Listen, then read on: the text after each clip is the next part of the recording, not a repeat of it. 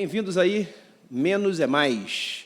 Hoje eu tenho um convidado aqui muito especial. Daqui a pouquinho eu vou apresentar vocês a ele, ou ele a vocês, na verdade, né? Mas não deixe de se inscrever no nosso canal, ativar as notificações, e o papo de hoje vai ser muito bom. A gente tem muita coisa legal acontecendo, você só vai saber se você estiver inscrito e as notificações estiverem aí ativas. Se você gostar, compartilhe aí com quem você puder e vamos encher o mundo de notícias, assuntos e coisas relevantes, tá bom? Eu estou aqui hoje com o Gilson Melo.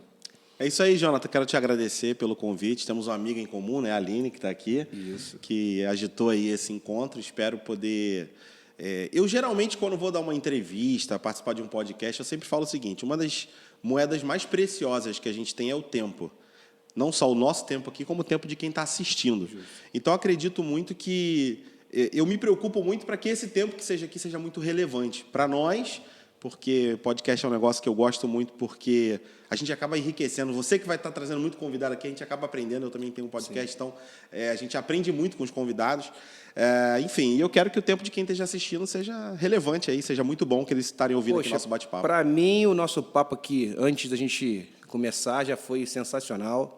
Eu tenho algumas dúvidas. Legal. Em relação a coach, master coach e outras nomenclaturas que tem por aí. Ótimo. E eu acredito que você vai conseguir nos ajudar a entender isso melhor. O que você é, na verdade, Gilson, por favor? Eu sou, cara, um cara super motivado, pai de família, marido da Fabiana, pai do Luiz Gustavo, da Liv e da Laura.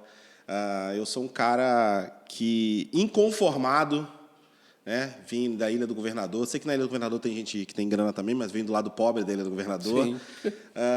E sou um cara, sempre fui um cara sonhador, sempre fui um cara que foi inconformado com a vida que tinha, olhava em volta. Como eu falei, na Ilha do Governador tem uma galera que tem uma condição boa, né? E eu vim de uma família bem pobre mesmo, a palavra é essa. Só que eu tinha vizinhos que tinham condições e tudo mais. E eu sempre sonhei em ter uma vida melhor. Então eu me considero um cara sonhador. Só que eu consegui subir um pouco de nível do sonhador. Eu me tornei um realizador. E hoje, o meu trabalho é ajudar pessoas a deixarem de ser sonhadores e se tornarem realizadores. Agora, o que eu faço? Eu trabalho com palestras, com treinamentos. Sou um educador, sou um professor. Sim. Então, trabalho com palestras, treinamentos, na área do desenvolvimento humano, sou autor de alguns livros.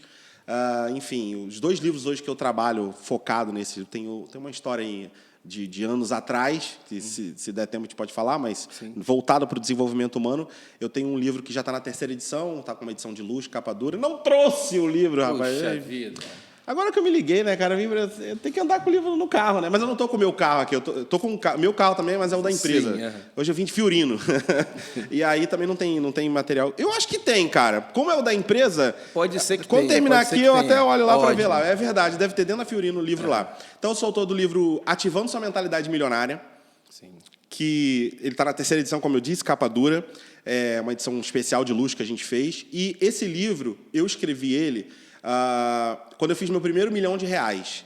E eu quis falar um pouco sobre essa coisa de como que eu posso mudar a minha mentalidade para começar a transformar a minha vida financeira. Mesmo que eu não fique milionário, mas que eu tenha uma vida financeira legal. Então, eu ajudo pessoas isso. Como isso aconteceu com você? Alguém te incentivou? Você... Então, foi muito disso que eu falei. Eu morava na Ilha do Governador...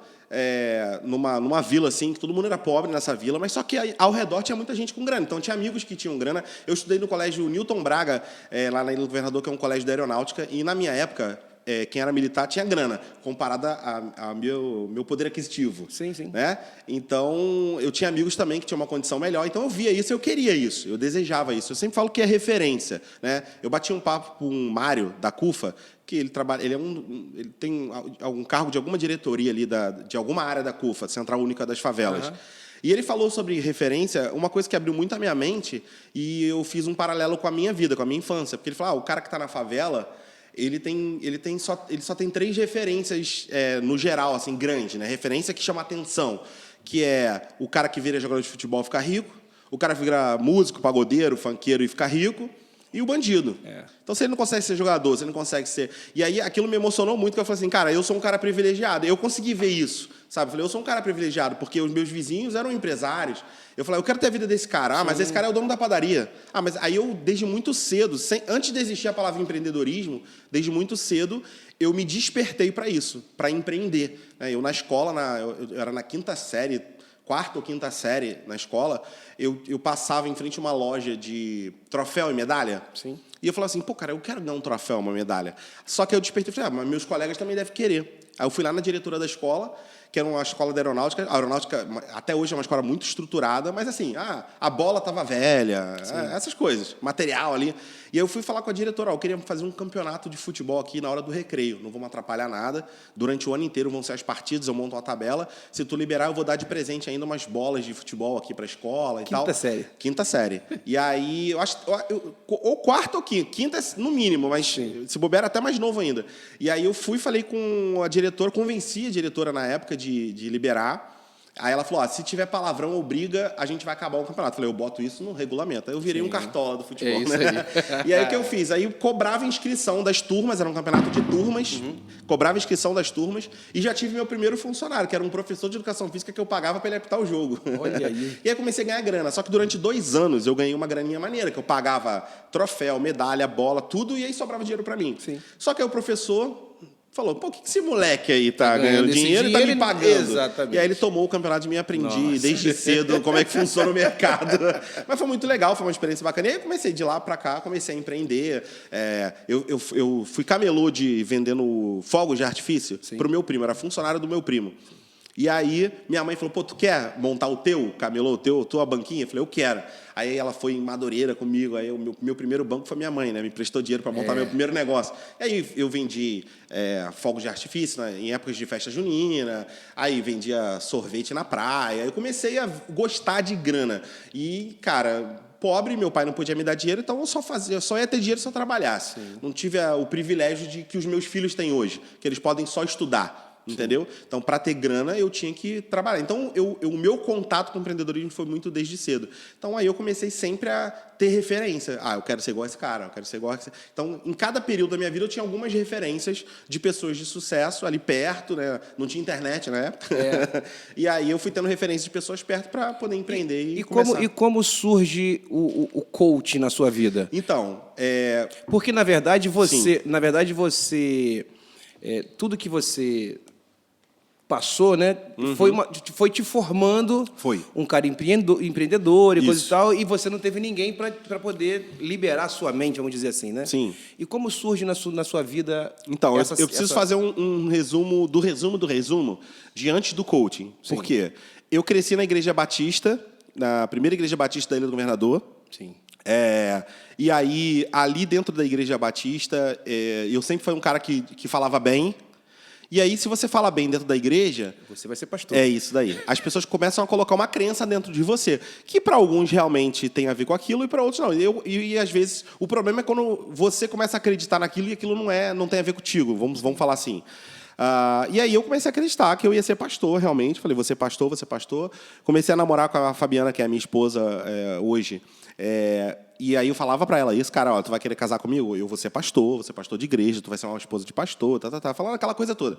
E aí fui passando, a vida foi me levando, quando já estava ali, nem noivo ainda da Fabiana não, mas comecei a trabalhar numa empresa que ela tinha um plano de carreira, comecei como vendedor, e ela tinha um plano de carreira para se tu batesse meta, tu ia subindo. Sim. E aí eu fui vendedor, supervisor, gerente regional, diretor de marketing, isso em 3 anos. E aí eu me tornei o primeiro franqueado, o primeiro cara que saiu de vendedor a se tornar um franqueado da empresa. Então eu ganhei, entre aspas, eu tinha que pagar, mas foi um financiamento para funcionário. E aí comprei minha primeira franquia.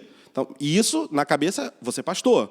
Entendeu? Mas na minha cabeça sempre foi assim, eu vou ser um pastor empresário e eu não quero receber salário da igreja. Sim. Eu sempre dizia o seguinte, nenhum crente vai falar para mim que paga o meu salário. Exatamente. Você é um pastor ladrão, esse não é. Eu falava assim, não, eu não quero isso. E aí, cara, eu fui, enfim, aí a vida foi dando umas voltas. Chegou a fazer seminário ou não? Fiz seminário, fiz seminário de teologia. E aí o que aconteceu? Eu, num período da minha vida ali, que como empresário, as coisas começaram... Eu comecei... Porque assim, eu nunca tive referência, eu tive referência de longe, mas eu não sabia o que era ser um empresário. Para mim, ser empresário era o cara que ia trabalhar menos. Entendeu? Sim. Essa era a visão que eu tinha. Que muitos têm ainda. Eu quero ser empresário porque eu quero trabalhar pouco. Só que o cara, quando descobre que para ser empresário você vai trabalhar mais do que todo mundo, tu tem que pagar todo mundo primeiro, e aí, se sobrar dinheiro para você, você vai ter o seu salário, vamos falar assim. E aí eu demorei um pouco para descobrir isso, e aí a gente começou chegava meio-dia na empresa, e as coisas começaram a dar ruim nessa empresa. Depois teve um momento muito bom, mas depois começou a dar um momento ruim na empresa. E o que aconteceu? Aí começam as fugas. Hoje eu entendo como é que funciona isso, porque eu estudo sobre o ser humano. E aí a gente começa a criar fugas. Porque se tem alguma coisa que está doendo, o nosso inconsciente, Freud dizia que a mente do ser humano é dividida em duas partes. 95% inconsciente e 5% consciente. Então, quando o meu inconsciente ele é treinado para me proteger, para eu não sentir dor. E o que é sentir dor? Qualquer coisa que me incomode emocionalmente. Então, aquela empresa, naquele momento, estava me incomodando emocionalmente. Eu não estava conseguindo fazer o negócio fluir. E aí eu comecei a acreditar numa outra coisa. Porque eu sei 4 notinhas de violão. Eu comecei a compor. Eu também. Então, aí eu comecei a compor. Eu sei 5. Comecei a compor várias músicas e tal, gospel. E aí eu botei na minha cabeça que eu ia ser cantor gospel. E aí eu fui e gravei um CD. Larguei a empresa, eu larguei literalmente. Eu fui lá. Adendo. Pode me cortar, porque eu falo pra cacete. Não, sabe por quê? Eu tô me vendo em você. Olha aí, ó. Tô me vendo em você. Vamos lá. E aí, você entendeu um pouco, tipo assim, como que eu tava confuso, que eu não sabia, eu não entendi muito o que era o meu propósito. E quando eu falo propósito, eu não tinha uma decisão sobre isso, porque às vezes as pessoas ficam tentando. Qual é o meu propósito? Esperando um anjo descer do céu para falar qual é o propósito dele, e quanto que, na verdade, você pode escolher uma coisa que faça bem para você. Eu acredito muito nisso, que nós temos um dos maiores poderes, que a gente pode falar até de Deus, que Deus concedeu ao homem, é o poder da decisão, é o poder da escolha. E a maioria das pessoas de sucesso, ou se a gente pode falar aqui, quase 100% das pessoas de sucesso, elas tomam decisões. E as pessoas que têm dificuldade de tomar decisões, as pessoas que não tomam decisões, aí transferem decisão para uma coisa, um ser espiritual, seja Deus, seja o que ela acredite, essas pessoas vão tendo dificuldade na vida. Então eu estava meio perdido ali, e aí fui gravar um CD, o CD ficou muito maneiro, tirando a minha voz, ficou maneiro pra caramba. E aí eu comecei a cantar em algumas igrejas, eu percebia que eu não vendia tanto CD assim, aí comecei a passar dificuldade, porque eu saí da empresa e tudo mais. Eu estava morando já no Espírito Santo, eu estou fazendo um resumão mesmo. Saí do Rio, fui para o Espírito Santo. Só que aí algumas igrejas começavam a me chamar para pregar também. E eu tinha aquela coisa de que um dia eu ia ser pastor. Isso aí. Me chamava para pregar. E quando eu pregava, a galera gostava muito, porque falava bem, e vendia muito CD, aí comecei a gravar DVD de pregação. E aí eu me tornei o que chamam de pastor itinerante. Eu comecei a viajar, e viajei o Brasil, meu amigo. Eu viajei mesmo. As grandes igrejas aí que você possa imaginar, eu preguei. Em todas elas. Tomei café da manhã com esses caras brabão aí, famosos, enfim.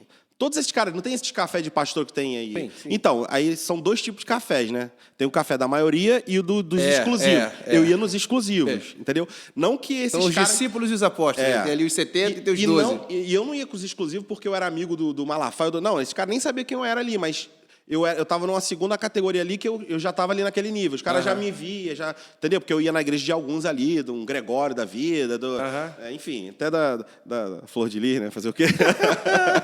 Mas, assim, aí, como fazendo o fechamento, então eu comecei a rodar o Brasil inteiro. Só que eu falava sobre, para você entender o que acontece, comecei a estudar sobre finanças à luz da Bíblia. Porque eu queria ficar rico, desde sempre. Meu tio, tem um tio que falava o seguinte: tio, se a gente perguntava para as crianças assim, e eu descobri depois de alguns anos, né? Depois do coaching. Meu tio falou que perguntava para o que tu quer ser para as crianças? Advogado, médico. Aí perguntava para mim, o que tu quer ser? Eu dizia assim, rico. Desde de criança eu falava que eu queria ser rico. Só que aí eu descobri por quê. Porque eu assistia muita televisão com meu pai. E o meu pai sempre admirou pessoas ricas na televisão. Esse cara tem muito dinheiro. Esse cara tem muito dinheiro. Só que eu não tinha ligado as coisas. Aí depois do coach, um tempão, meu pai veio na minha casa. E aí estava assistindo o Danilo Gentili, um programa do Danilo Gentili. O Dudu Nobre estava sendo entrevistado por ele. E aí ele falou assim, o Dudu Nobre deve ter ganhado uma grana para vir aqui nessa entrevista. Eu falei, não, pai, ele está ali divulgando o trabalho dele. Mas ele tem muito dinheiro. Aí na hora caiu a ficha, cara. Eu falei, caraca, desde criança eu vejo meu pai admirando pessoas ricas. Então por que o Gilson, criança, falava que queria ser rico? Porque eu queria que meu pai me admirasse. Olha que loucura isso. É a programação que você foi sendo feita Então em eu você. queria ficar rico para tanto que toda a grana que eu ganhava eu mostrava pro meu pai. Depois que ele começou a pedir muito dinheiro emprestado, eu parei de falar ainda. Mas assim, e aí, voltando para a questão das igrejas, então comecei a pregar muito para tudo que é lugar e eu comecei a estudar sobre finanças por causa disso. E aí, cara, vários amigos começaram a falar, cara, vem aqui. Durante um ano eu cheguei a ser pastor de uma igreja mesmo, lá no Espírito Santo. E aí, quando eu comecei a ser muito convidado, é que eu comecei a rodar o Brasil, que eu larguei a igreja e fui para a sede, que era uma rede de 40 igrejas que tinha. Aí eu fui para a sede. O cara falou, não, o pastor presidente, que é um cara que eu admiro muito, um cara muito sério, o pastor Eduardo Vieira, lá do Espírito Santo, ele me chamou e falou, não, fica aqui na sede e roda o Brasil. E aí eu comecei a rodar o Brasil. Só que, ao mesmo tempo, cara, eu comecei a ganhar muito dinheiro. Eu ganhava muita grana. E isso me incomodava, a minha esposa. Porque a gente falava assim, cara, será que isso está certo? Porque eu nunca quis. Porque lá atrás você Eu disse não queria que eu seria receber pastor, dízimo, mas eu não né? queria ganhar grana. Exatamente. É aquilo que começou a me incomodar. Mas, ao mesmo tempo, tinha resultado, tinha frutos, as pessoas eram impactadas, acontecia uma série de coisas. Então, eu ficava naquela dúvida. Mas, enfim, aí eu comecei a crescer. Era uma Assembleia de Deus nessa época, essa rede de igrejas. E aí a gente não tinha esse perfil da Assembleia de Deus, mas ficamos uns, sei lá, não lembro, uns 4 anos lá. E aí eu fui para uma outra igreja, chamada Missão Praia da Costa, lá do pastor Simon Araújo, um cara até muito conhecido, amigo do Malafaia e tal. Cara, também outro cara sensacional, sensacional. Eu conheci muita gente que não era séria no meio cristão, mas a maioria era muito séria, né? Porque às vezes quem não é sério aparece mais, né? Mas a maioria não era séria. A maioria era séria. E aí tinha uma livraria nessa igreja. E aí eu vi um livro assim chamado Destinados a Reinar, Joseph Prince. É um pastor lá de Singapura, tem uma igreja imensa. E eu achei que era sobre grana, e eu queria aprender mais sobre grana. Falei, vou comprar esse livro. Cara, e o livro falava só sobre a graça de Deus. Meu amigo, esse livro mudou a minha cabeça. Porque eu falei assim, vamos falar, 40% do que eu ensinava eu já não passei a não concordar mais. E se eu não concordo, eu não consigo ensinar. Negócio de oferta de sacrifício, não sei o que. Meu irmão, aí eu falei assim, não tem como mais. E aí as pessoas me chamavam, a grande maioria me chamava, para despertar algo financeiro na galera e tal. Quando eu ia lá, eu comecei a falar só sobre Jesus. Porque o livro tinha impactado. Aí as agendas começaram a diminuir. Não funcionava mais o negócio. Porque o cara não está vindo na mesma proposta. E aí eu falava... Na verdade, eu até fui um pouco imaturo nesse período, porque eu falava coisas que eu não deveria. Eu tenho que respeitar a visão daquela igreja ali. Então, eu falava umas besteiras lá e tal, enfim. Coisas do tipo assim, teu pastor diz que se você não der o dízimo, você vai ficar doente, teu filho vai ficar doente, seu carro vai quebrar. Se tu for dizimista fiel e o teu carro quebrar, traz a conta para a igreja pagar. Aí eu falava... Tu botava o pastor em má situação. Aí eu, então eu fui muito imaturo no sentido que, mesmo que eu acreditasse nisso, eu teria que respeitar o lugar que me convidou. Mas, enfim, foi um período da minha vida que foi importante eu passar. E aí, cara, como eu vivia disso, eu estava vivendo há 5 anos disso. E eu estava ganhando uma grana maneira. De material, às vezes eu vendia 15, 20 mil reais por mês de material, de livro, de DVD. Fora, oferta, já saí com 50 mil de uma igreja, entendeu? Então, cara, eu estava ganhando dinheiro pra caramba, entendeu? Só que quando acabou tudo, irmão. E quando acabou tudo, eu não sabia mais o que fazer. E eu entrei em depressão. Entrei em depressão mesmo. Tem umas fotos e tal. Tem até um vídeo no YouTube meu falando um pouco sobre isso. E eu entrei em depressão. Eu conto pouco sobre isso. O que eu estou te contando aqui, eu conto mais assim, em sala de aula, sabe? Eu conto muito pouco sobre isso. Eu conto mais interno, assim, para os alunos. Mas beleza. Já que estão falando tudo. Ótimo. E aí, cara, o que aconteceu? Eu entrei em depressão mesmo. Eu só não pensei em me matar, mas eu pensava assim, se eu morrer vai ser muito bom. E eu estava sendo irresponsável com meus filhos. Minha esposa estava grávida, eu tinha o mais velho, tinha a Lívia e ela estava grávida da Laura. A Laura hoje tem 7 anos. Então, isso foi há 8 anos atrás, que ela estava no início da gravidez ali. E aí, cara, eu estava sendo irresponsável, né? Porque, assim, o pensamento... Eu não pensei em suicídio, mas estava querendo eu queria morrer de alguma forma. Mas o pensamento suicida é uma fuga. Eu estou sentindo uma dor tão grande que eu acho que o único jeito de acabar com essa dor é me matando. Esse é o pensamento do suicida. Só que, na verdade, você vai criar outras dores para outras pessoas que você ama e que te amam. O suicídio é até um lance egoísta, né? Porque total. vou resolver o meu problema, vou criar uma problemática para quem vai ficar aqui. Sabe o que eu falo? Eu tenho uma tese, eu tenho muito cuidado de falar isso que eu falo mais internamente, assim, mas eu tenho uma tese que eu falo assim, uma teoria minha, eu falo assim, cara, eu já tratei algumas pessoas suicidas. Eu falo muito assim, cara, meu irmão, eu acho que tu tem que criar um lema na tua vida. Tu não vai se suicidar, óbvio. Teu lema é, cara, por que tu tem medo das coisas? Por que tu não começa a viver tudo aí? Não, mas e se der errado? Tá, mas tu não ia se matar? Esse é o lema agora. Pô, tu não vai pular... Por que tu não pula de paraquedas? Pô, tinha vontade, mas mas tu não ia se matar? Pula de Eu já paraquedas, queria pô. morrer, você pula pelo menos de Vai viver a paraquedas. vida. Mas Curte o momento. pô, eu tinha vontade de ir embora para os Estados Unidos, tentar a vida lá, mas isso tá errado. Pô, mas tu não ia se matar? Acabou, cria esse lema. Agora tu vai fazer tudo que você gosta na vida. Tu vai ver como a vida é incrível. Porque aí você vai tirar uma coisa que é o medo. Entendeu? Então, tipo, é óbvio que é um conceito bem raso, mas assim, é nesse sentido, do cara, pô, é verdade. Pô, você tava falando que queria me matar, né? Eu lembro desse pastor que eu falei que é sério, o pastor Eduardo. Eu lembro que ele foi numa casa de uma mulher e eu acompanhava muito ele. E a mulher queria se suicidar. E aí, tava falando que ia se matar. O que foi? Não, porque eu tenho uma dívida de R$200. Ué? Aí ele falou, mas tu vai se matar por causa de uma dívida de R$200? Vamos fazer o seguinte, essa televisão aqui, vamos vender ela. Mas eu vou ficar sem televisão? Pô, mas tu não ia se matar? Tu ia se matar por causa de 200 Você tá entendendo? Então, tipo assim, às vezes, é isso. As pessoas, na verdade, elas não pensam no que elas estão... até, assim, não estão se ouvindo. Eu sou... Não tenho o estudo que você tem da mente humana e dos comportamentos e tal, mas nas minhas conclusões, eu vejo assim, uma pessoa que... Talvez seja até uma grande ignorância minha, né? Mas uma pessoa fala, pô, vou me matar. Por quê? Porque nada meu dá certo. Uhum. Eu acho que a pessoa, primeiro, ela tem... pode ser ignorância minha, né? Mas eu vejo muita gente que não conseguiu buscar uma ajuda, talvez uma ajuda correta, ou uma ajuda que seja. E a pessoa fala, pô, cara, se ninguém pode me ajudar, eu vou me matar. Ela não vê solução. Assim, eu consigo compreender uma pessoa que tem o desejo, né? Não a pessoa que faz, mas é a pessoa que tem um desejo, tem vontade, que sente... que eu acho que, não vou falar todos, mas muita gente, em algum momento da vida, já passou por isso. Tipo, se eu me matar, se eu acabar com a minha vida? Eu consigo entender porque vai depender muito dos valores dessas pessoas. Ela vai vendo injustiça, ela vai vendo tanta coisa ruim, depende das coisas que ela vê. E quando você fala assim, por exemplo, pedir ajuda, e o problema não é só pedir ajuda, mas é pedir ajuda para a pessoa certa. Porque o problema é que, às vezes, você é vulnerável com quem você não deveria, e as pessoas usam a sua vulnerabilidade contra você. A gente vai entrar num ponto que é uma das minhas questões em relação ao coach, mas só para a gente não entrar Vou fechar direto, o meu assunto, a minha para a gente história. não entrar nesse ponto direto, eu penso assim, uma pessoa que resolve se matar, ela deve ter muita certeza de que o que vem pós a morte seja muito melhor ou não seja nada, né? Porque o cara fala, pô, se eu morrer, eu vou finalizar o meu problema. Então, cada um de nós, né, tem as suas crenças, e crer é pela fé.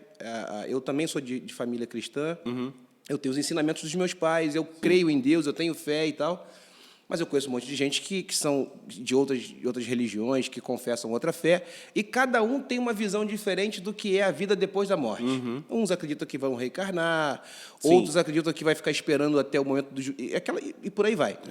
Então, uma pessoa que fala assim, pô, cara, eu quero me matar. O cara deve ter muita certeza de que a morte dele aqui vai ser o fim do problema e não o começo, talvez... Eu acho que é muito isso. Eu acho que a única certeza que o cara tem... Não é nem certeza, né? E ainda assim não tem certeza.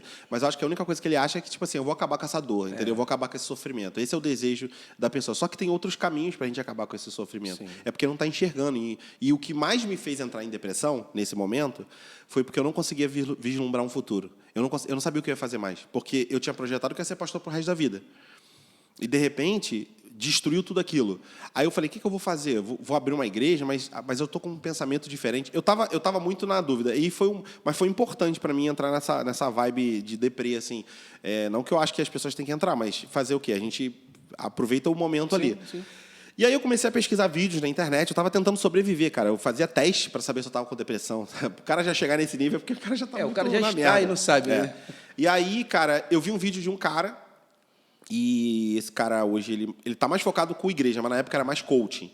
E um vídeo de 15 minutos que mexeu muito comigo, falando sobre autorresponsabilidade, enfim. E aí eu procurei ele ainda era aqui do Rio, aí eu falei com ele pelo rede social, falei, cara, eu preciso fazer um curso de coach. Ele tinha formação em coach, era a segunda turma da vida dele. E é o Thiago Brunet, não sei se você já ouviu falar, Thiago Brunet. E aí hoje ele é muito focado no meio cristão, ele é mais do lado de pastor, mesmo falando de coach, mas é muito mais pastor. Sim. Só que na época não, ele queria seguir a linha que eu tô hoje, que é de formação em coaching e tal. E aí ele estava com a segunda turma dele, estava duro. Hoje ele tá rico, milionário, mas ele estava duro. E aí, cara, eu fui lá, mandei a mensagem para ele e tal, e aí para fazer o curso de coach dele, ele falou o valor e tudo mais. Eu fiz 2 cursos com ele na época. Meu sogro me emprestou um cartão de crédito, porque eu não tinha dinheiro para pagar, era R$5.000 e poucos. e o outro eu consegui umas indicações de pessoas e fiz de graça. E aí, o que aconteceu? E aí, eu fui lá, fiz o curso de coach. Durante esse curso de coach que eu fiz com o Thiago, o Thiago não tinha estrutura nenhuma nessa época. Não tinha nem slide, cara. Ele falava lendo a apostila, entendeu? Sim. A gente, bota música, bota luz, bota um monte de coisa. Ele não tinha essa estrutura nessa época. Hoje ele tem telão de LED, faz eventos gigantes. Na época não tinha estrutura. E aí, o que aconteceu? Mas ele é bom. Ele é bom. E aí, cara, mexeu muito com o meu estado emocional ali naquele momento. Para minha vida. Eu fiz 4 formações de coaching. A primeira foi só para me curar, vamos falar assim. Aí eu voltava em casa, comentava com a minha esposa e, cara, vai ser muito legal e tal. E aí, dentro dessa formação, teve uma aula de inteligência financeira de um outro cara convidado. E aí, nessa aula de inteligência financeira, eu já falava de finanças, só que eu falava de finanças para a igreja. O cara me mostrou um outro lado. E aí eu falei, cara, eu acho que essa é a minha pegada. Eu vou seguir no ramo corporativo, o pessoal da igreja chama de secular, né? Eu não vou falar mais nada para a igreja. Eu vou começar a alugar hotel e começar a falar de finanças. E aí eu criei um curso chamado Escola de Inteligência Financeira. A tua esposa sempre te apoiou? Cara, minha esposa essas suas investidas aí? É fora da curva. Porque isso faz muita diferença, né? Você está numa situação... A Fabiana, assim, já teve momentos de fraqueza, pô. É a perfeição. Não, teve um momento que ela falou assim, cara, teve uma época, dessa época, ela falou assim, pô, tu não acha que a gente tinha que viver uma vida normal, não? Aí eu falei, mas o que é a vida normal? Ela, tu arrumar um emprego e tal. Eu falei assim, cara, tu já parou para pensar que se eu arrumar um emprego, naquela época, falando, quanto que eu vou ganhar? A gente não vai ter a vida que a gente quer, entendeu? Então, assim, não, cara, eu vou trabalhar, vou correr, vou fazer a coisa acontecer. Mas foram momentos de fraqueza, mas assim, em 99,9%, a Fabiana sempre me apoiou. Ela, cara, eu tô contigo. E isso é importante pra caramba. E assim, a gente sempre foi mais forte nos tempos de fraqueza. Porque é muito fácil ser forte quando tá tudo bem, quando tá na Europa, quando tá nos Estados Unidos, quando tu tá comendo um wagyu, né, que é a carne mais cara do mundo. Aí é fácil, você tá entendendo? Agora, quando tu tá duro, sem dinheiro... Ainda pegando uma grana para poder fazer um curso e coisa e tal. Exatamente. E aí foi ela que falou, não, vou falar com o meu sogro. Meu sogro foi um cara especial pra caramba, a gente perdeu ele na pandemia. Poxa, foi uma dor muito grande, porque ele foi como um pai para mim, assim, de verdade. E aí, cara, nessa aula de inteligência financeira, eu despertei, falei, vou montar um curso. Só que eu preciso fazer o curso desse cara. E eu não tinha grana. Fui lá no meu sogro de novo, peguei cheques emprestado, 7 cheques, meu sogro parcelou lá para mim, e eu ia fazer esse curso. Só que esse curso estava marcado, tipo assim, para daqui a 60 dias. Não lembro os dias. Exatamente. 60 dias. Aí eu falei assim, eu desenhei o meu projeto, falei, vou montar um curso, Escola de Inteligência Financeira. Chamei uma amiga minha que estava desempregada e falei assim, tu vai começar a ligar para as pessoas. E eu tinha uma parada, que eu tinha lido um livro do Mike Burdock, é um autor também, né, do meio cristão, e eu li um livro dele que ele dizia assim, todo lugar que você for fazer um evento, anota o nome e telefone de todo mundo e e-mail. E eu comecei a fazer isso depois que eu li esse livro, na época de igreja ainda. Então, eu tinha muito contato de gente de igreja, que as pessoas ainda me conheciam como pastor. Até então, eu achava que eu ainda ia ser pastor de algum jeito, tá? Naquele momento ali. Só que no coach, na formação em coach, eu comecei a entender. Eu já comecei a entender que eu não era pastor, que eu nunca tinha sido pastor. Que eu sempre fui um cara... Eu sempre fui um palestrante, sempre fui um educador. Se você falar assim, dentro da igreja, o dom é de ensinar. Eu não era pastor. Na verdade, eu não tinha nem paciência de cuidar das pessoas. E aí... Eu acho, Gilson... Sim. Te interrompendo, que o meu pai também é pastor. Então, eu vou te dizer, o meu pai é pastor. Eu consigo dividir na minha cabeça o pastor, o evangelista, o avivalista, o evangelista, e assim vai. Eu acho que o pastor, o próprio Jesus diz na Bíblia que o bom pastor dá a vida pelas ovelhas. Sim. Eu acredito que, de uma certa forma, é lógico, né, que trazendo tudo isso para esse nome pastor, a gente acaba entendendo que é um pastor de igreja. Sim. Mas você, de certa forma, é um pastor, porque você se preocupa. Olha bem, você não é um cara que está preocupado com grana. Grana, para você, é consequência da sua preocupação com o bem-estar das pessoas. Senão, eu nunca tinha saído daquilo que eu estava acho ganhando que você é muito mais pastor do que um monte de gente que conduz as pessoas pensando no bem concordo. próprio. Hoje, o meu saldo é o seguinte... Ele não quer ser pastor, gente. Sentiu, né? Que eu falei que ele é pastor. Não, porque hoje o meu saldo é o seguinte, eu contribuo muito mais para a transformação de pessoas do que na época que eu era pastor. Essa é a pegada. Só que eu precisei Romper, cara. Eu precisei romper, você vai entender. E aí o que acontece? Eu não sei quanto tempo que é o podcast aqui, como é que é, enfim. Vamos falando. Aí o que acontece? Por que eu precisei romper? Pra você entender. Voltando para... Vou fechar o assunto para você, você entender onde chegou no empreendedorismo mesmo. Aí eu falei assim, cara, chamei essa minha amiga, falei assim, ó, começa a ligar pra galera de eventos, eu fazia evento para casais. Eu escrevi 7 livros antes desses 2 que eu falei. Nem falei 2. Ativando Sua Mentalidade Milionária e... Mentoria do Amor, Inteligência Emocional na Vida 2, que eu escrevi junto com a minha esposa. Esses são os 2 que eu trabalho hoje. Antes desses 2, na época de pastor, eu tinha escrito 7 livros, uma editora de São Paulo, a 100% Cristão, distribuiu meus livros no Brasil inteiro. Tipo assim, eu tava indo pra explodir nesse meio mesmo, entendeu? Editora, cuidando dos meus livros. Eu podia lançar um livro por ano, não tinha problema. Eles lançavam tudo, já não tinha mais custo com isso e tal. 7 livros. E aí o que acontece? Inclusive, um dos meus livros sobre finanças era Como Ser Rico e Ainda Ir para o Céu. Pessoal, como ser pobre para o céu, todo mundo sabe, né? Exatamente. Como ser rico para o céu. E aí, o que acontece? Voltando, eu falei assim com a minha amiga, falei, cara, olha só, começa a ligar para essa galera e fala que eu vou dar um curso de inteligência financeira, mas é para o cara aprender o que ele vai fazer com os 90% dele. Não tem negócio de igreja, não tem, vai ser num hotel. O Gilson não vai fala para ela, o Gilson não vai falar de Bíblia, não vai falar de nada, vai falar de finanças, como que você investe, como que você organiza seu orçamento, como que você sai do vermelho, como que você faz grana. E aí, só que eu estava todo quebrado, irmão. Ali eu já estava... Como eu falei, eu peguei cartão emprestado. Já estava no empréstimo já. Eu estava com busca e apreensão no carro. Eu lembro que a Porto Seguro, o negócio de seguro-fiança, tinha ido lá porque eu já estava com 3 meses de aluguel. Falou, cara, a gente vai ter que pedir para tu sair. Eu estava nesse momento. E aí eu despertei, cara, vou montar a escola de inteligência financeira. Essa minha amiga começou a ligar. Eu falei, vou te dar uma comissão. Então já tinha uma funcionária ali, toda arrebentada. Aí ela começou a ligar. Aí ela falou assim, Gilson, mas o que tu vai ensinar para a galera? Eu falei assim, não sei ainda. Eu falei, como assim? Não, porque eu vou fazer o curso daqui 60 dias. Aí eu marquei o meu curso para 30 dias depois que eu me formasse. Mas como é que tu tá vendendo um negócio que tu não sabe? Eu falei, eu sei que é bom, assisti uma aula de umas 2 horas com o cara.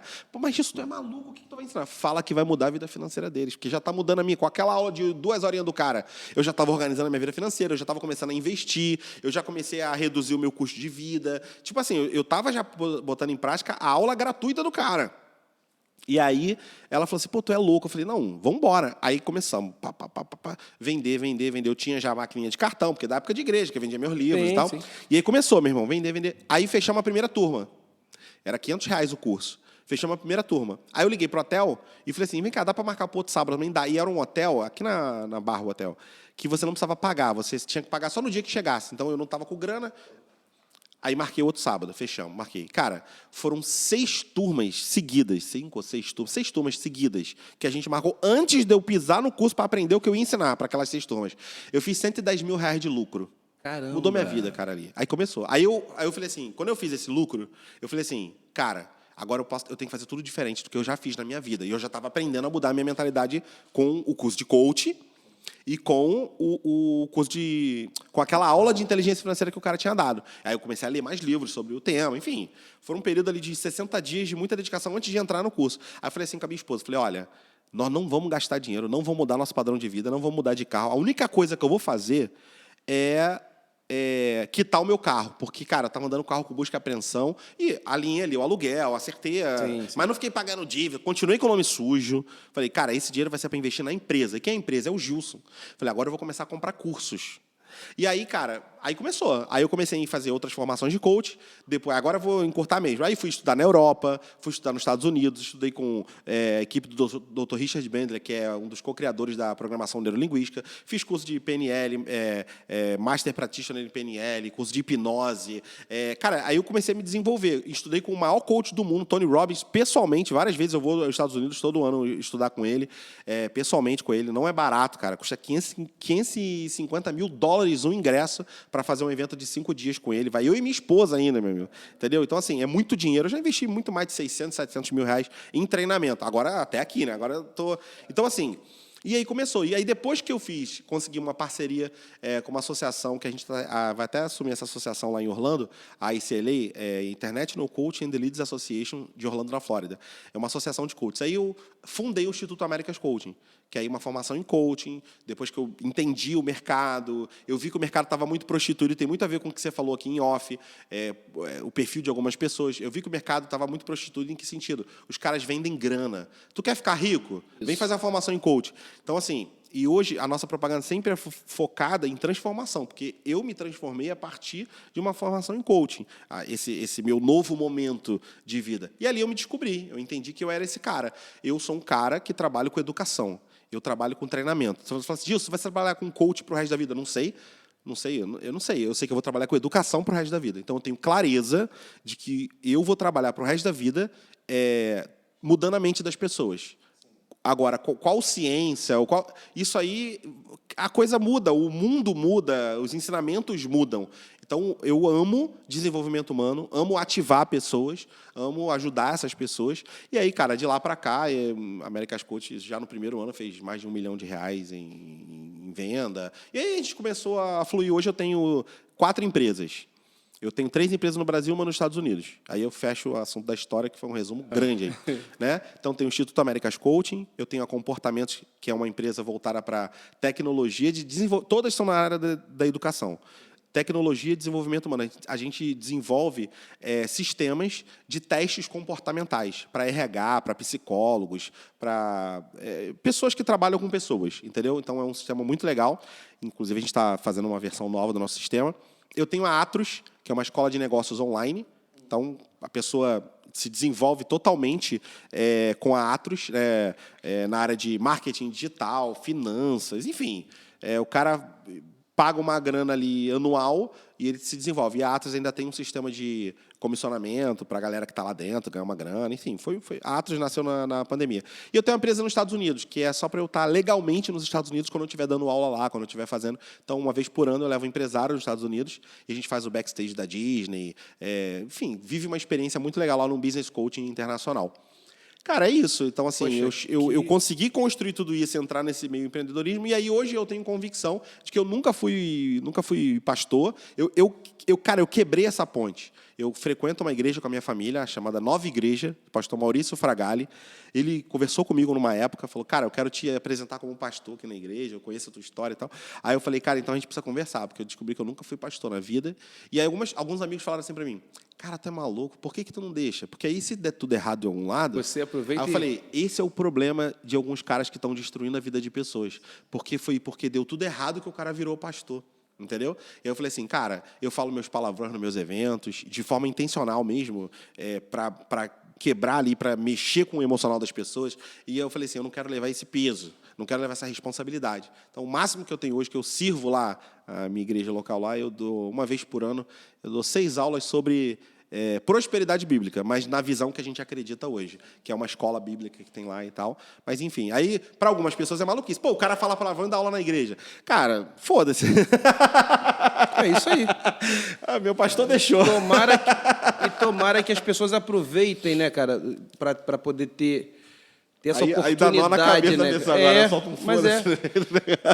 Assim, eu tenho algumas dúvidas, alguns questionamentos sobre o coaching. Beleza. Mas a gente, nesse estúdio aqui que a gente está aqui, a gente, hoje, infelizmente, estourou nosso horário. Uhum. E vai ser muito bom isso, na verdade, porque essa parte, que é esse seu, vou chamar de testemunho, né?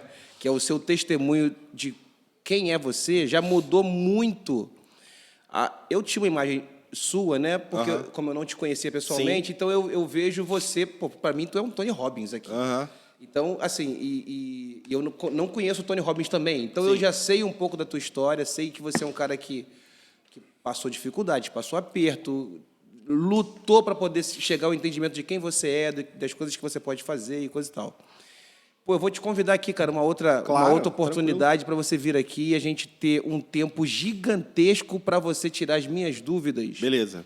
Sobre o coach, né? Que, na verdade, não é a dúvida do que é o coach, mas algumas pessoas, como a gente sabe, que aproveitam isso e vão propagando o charlatanismo por aí e assim vai. Verdade. Gilson, cara, eu te peço desculpas de a gente estar tão corrido hoje, mas, tranquilo. Cara, eu adorei eu falo pra caramba. Não, adorei esse tempo. A gente vai marcar uma outra ocasião para você vir o mais urgente possível. Porque foi bom demais saber da tua história. Eu acho que você é um cara que muita gente já te conhece. Sim. E que talvez não conheça esse teu lado. Sim, poucos. Né? Só quem está nos eventos mesmo mais ali. Eu acho que vai ter oportunidade. Eu falo, com certeza, com certeza. Bom, você que está aí acompanhando no Menos é Mais, não deixa de se inscrever no nosso canal. ativar as notificações. Muito obrigado, Gilson Mello. A gente vai deixar aqui o Instagram dele aqui para você poder acompanhá-lo. É um cara sensacional, vai te fazer bem acompanhar o Gilson. Gilson, muito obrigado.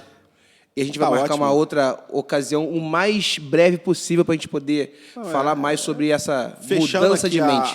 Em 10 segundos aqui a minha participação aqui contigo, o que eu quero deixar para a galera que está assistindo é o seguinte. Cara, não é e nunca vai ser a tempestade. Eu falei de muita coisa aqui, né? Mas não é e nunca vai ser a tempestade, cara. Tem a ver com alicerce, sabe? A gente fica olhando os problemas, fica olhando as coisas que acontecem na nossa vida e acha que é porque foi aquela tempestade, foi aquele problema. Mas tem a ver com alicerce, com quem eu sou. E o que eu contei aqui foi isso, foi um processo de descoberta de quem eu sou. E hoje, não importa a tempestade que eu passe, eu sei que eu passe, eu sei quem eu sou, sabe? Então, eu parei de reclamar da tempestade e comecei a agradecer pelo alicerce. Né? A história dos 3 porquinhos, né? É isso. Quem tiver o melhor alicerce vai passar melhor pelas tempestades. Então, foca em alicerçar seu emocional, quem é você, a clareza daquilo que você quer. E as tempestades vão ser história para a gente contar. É isso. Barato. Cara, muito obrigado, tá, Gilson? Valeu. É isso aí, gente. Vamos lá.